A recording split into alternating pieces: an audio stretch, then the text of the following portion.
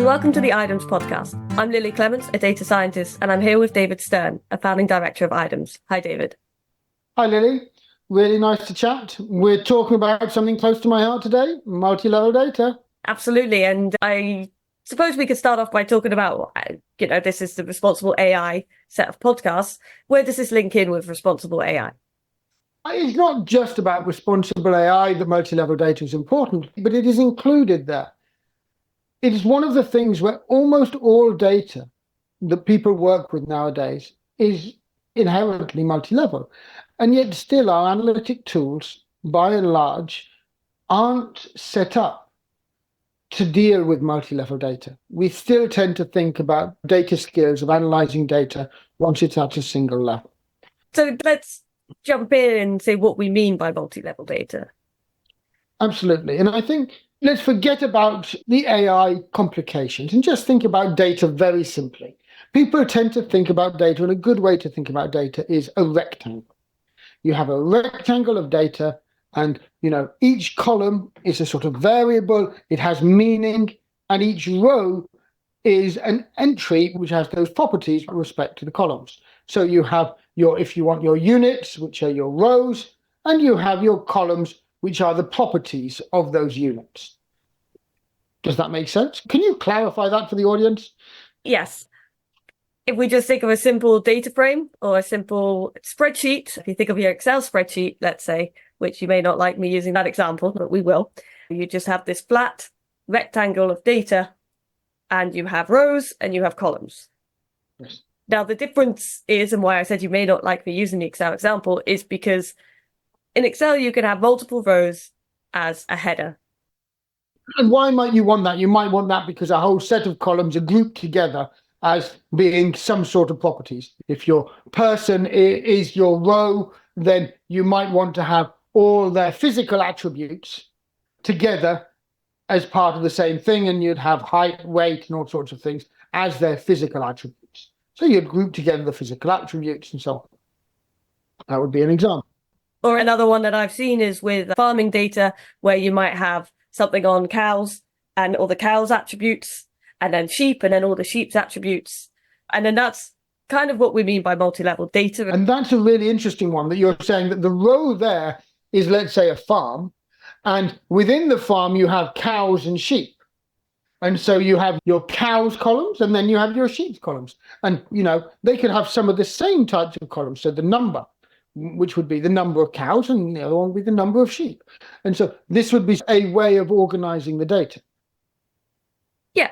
And so multi-level data is very common and out there. If we just look at a school, if we're looking at a region and a bunch of schools, then we have different levels there. You have different schools as one level, and then within the school, you have the students or the pupils at a different level. And the classes they're in, because of course, all the students who are in a particular class probably have the same teachers. So it's sensible to have some data which is related to the individual student. Another data might relate to the individual classes, in which case you would associate the teachers to the class, not the teachers to the students. And then another level might be the school level, and everyone in the school is in the same location. So if you have the geolocation, that's a school level data. It doesn't need to be at the individual level, and so on.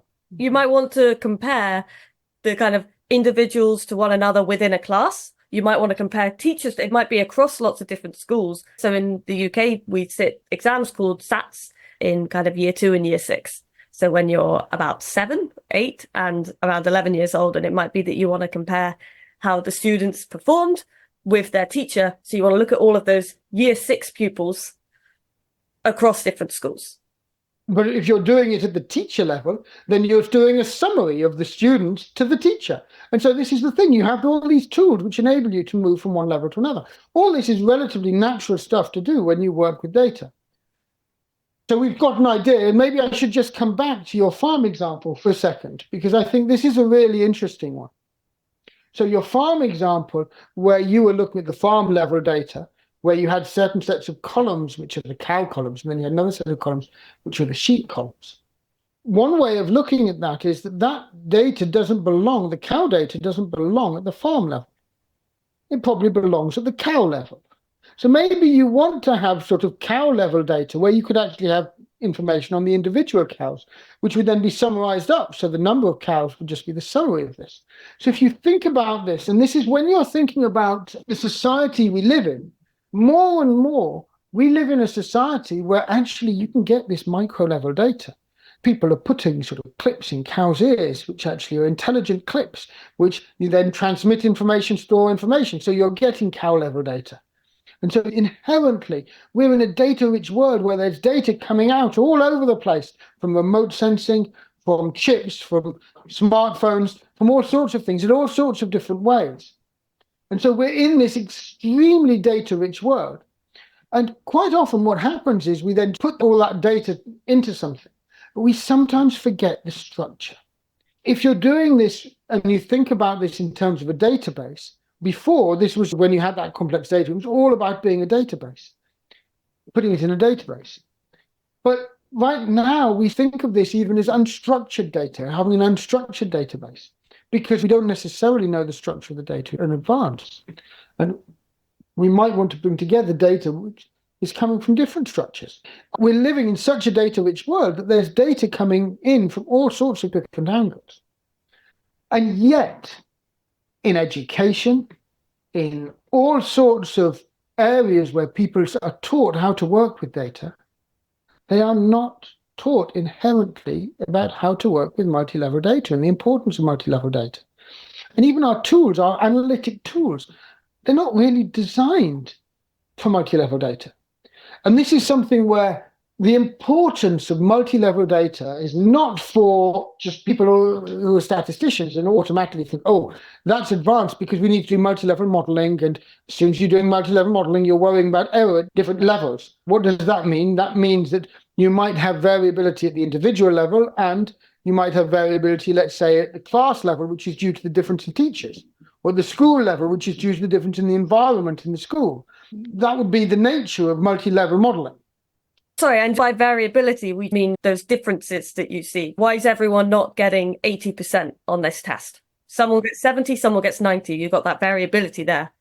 Exactly, and variability is natural. And some of the variability is due to the differences between the students. Some of it is due to the differences between the teachers.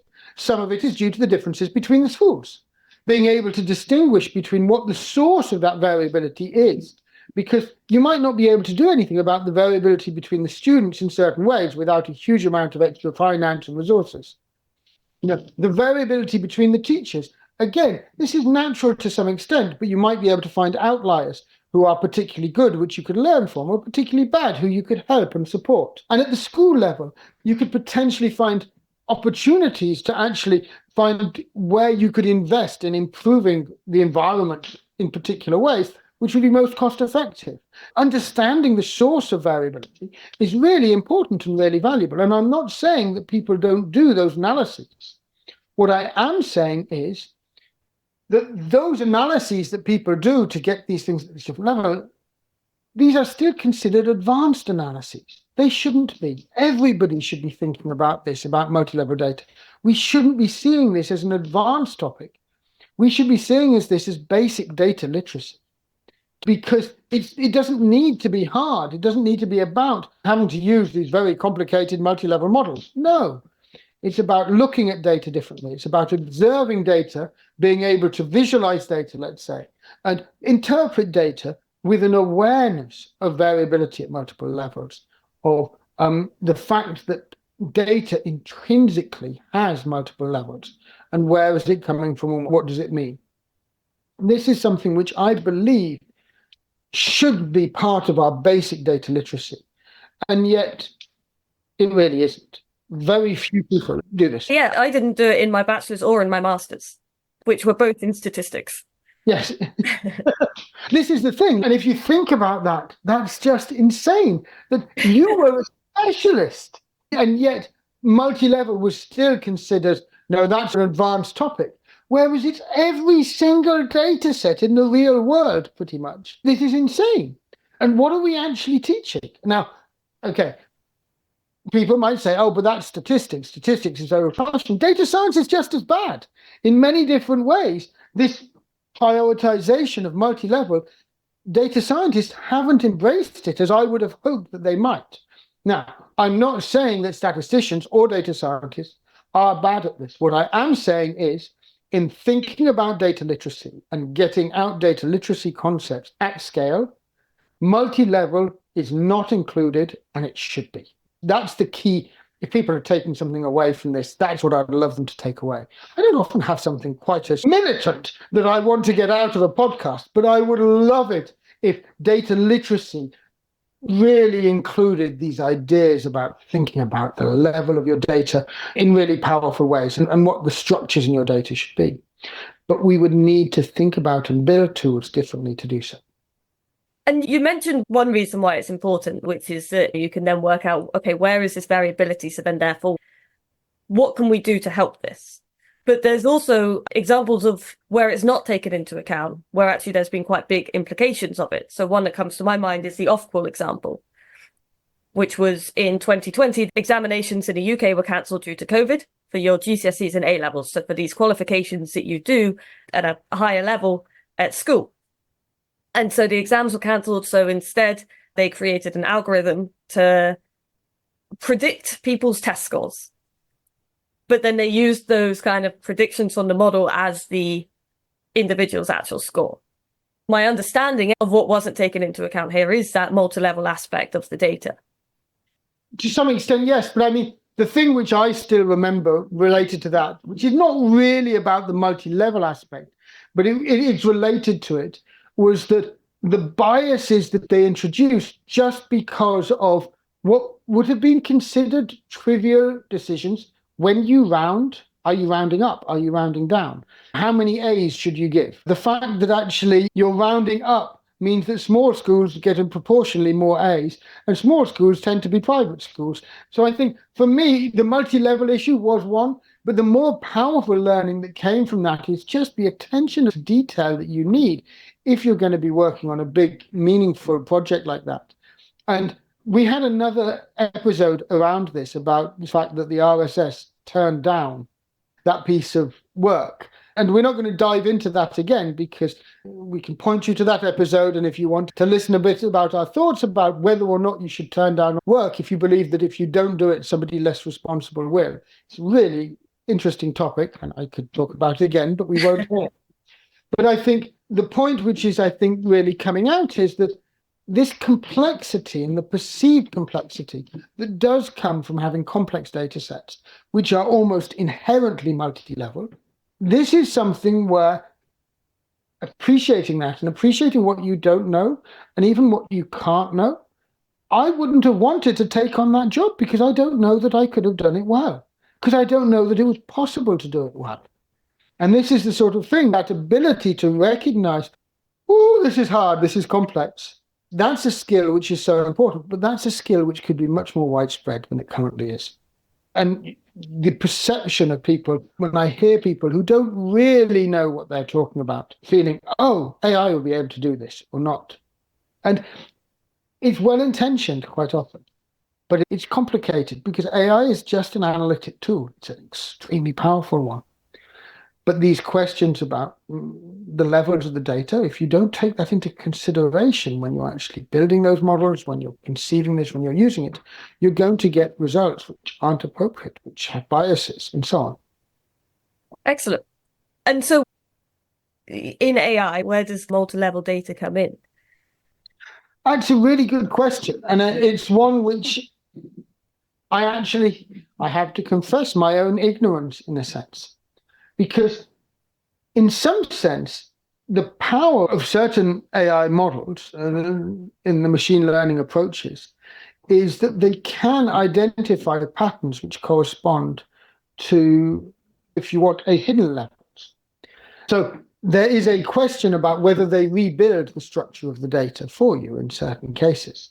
If you have enough data and you have the right data and you have the right sort of algorithms behind it, you can reconstruct some of these, and you can find things which actually are surprising and different. So where's that balance between actually providing that structure beforehand as scaffolding, and there are again AI models that do that, or enabling the models to pull them out? And I don't have any concrete answers to this. There's a lot of ignorance from my side on thinking about what should be done.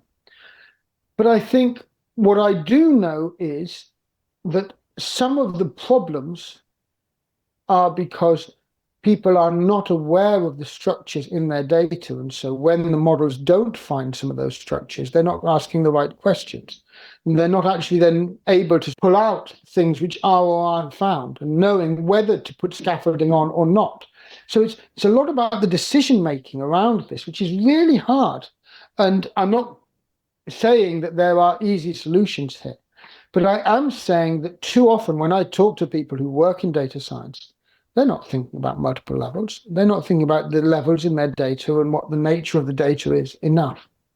And so I would argue that's a data literacy issue. So the data literacy, which needs to include multi-levels, I would argue also applies to data scientists. And I've had interesting discussions recently about what is data literacy.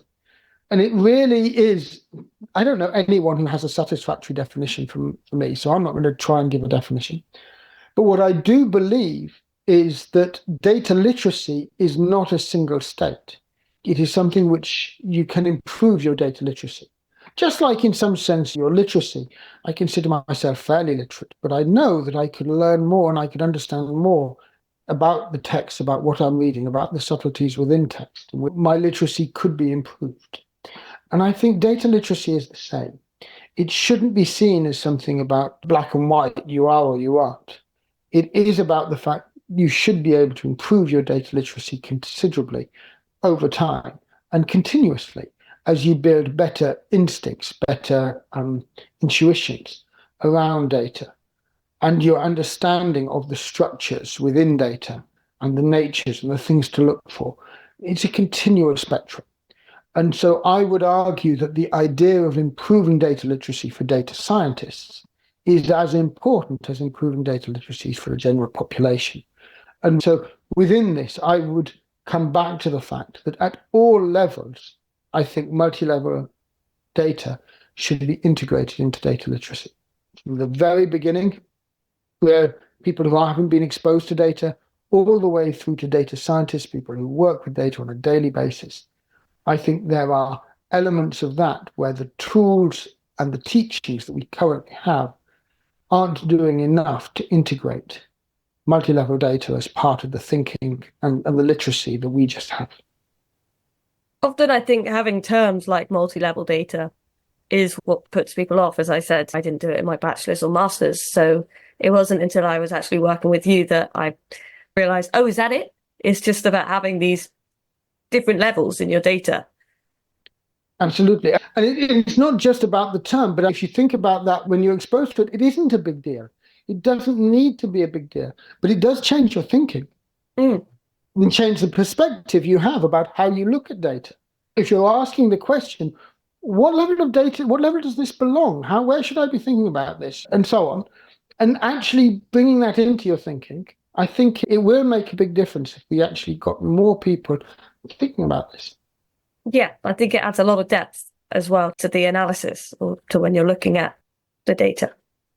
And let's just come back to maybe finish on this point about where's the variability.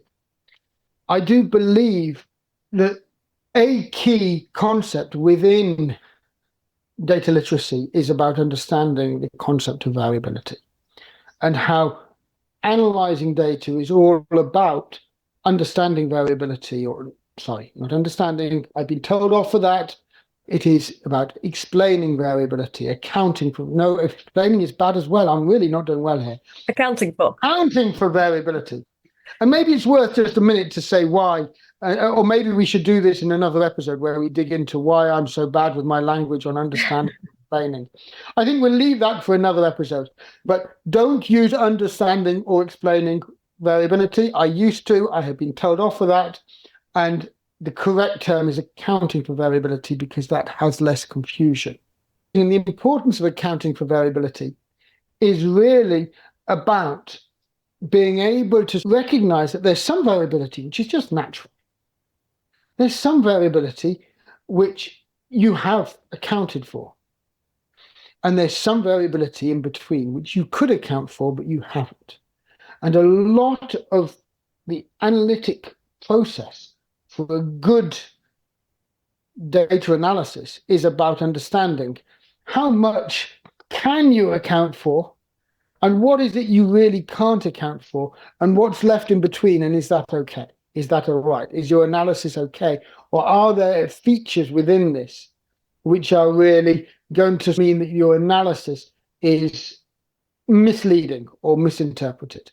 And so thinking of that in that sort of way is critical, because the variability you're accounting for can't be understood well, the natural variability, unless you understand that natural variability could be occurring at multiple levels. Just as we said with the school example, it could be the variability between children, could be the variability between teachers, could be the variability between schools. These are all sources of natural variability, and they present themselves differently in your data, but they're natural. Excellent. Thank you very much, David. Okay, thank you. This has been good. I think as podcasts go, it's been maybe a little bit more of a content-focused podcast than our normal discussion-based podcast. So I apologize for that. This is a topic which is close to my heart, and I appreciate the opportunity to have discussed this. And I think it's always useful to break it down to, as I say, multi-level data sounds so much scarier than it is. You're absolutely right. It is extremely important, but it is not hard. And I think that's one of the tricks here. This is something where it's a very simple concept in its essence, which everybody inherently understands as common sense. But they don't bring that common sense necessarily to the table when they're analyzing data, because it's not part of the way they're taught about data. And it should be. Great. Thank you very much, David. Thank you.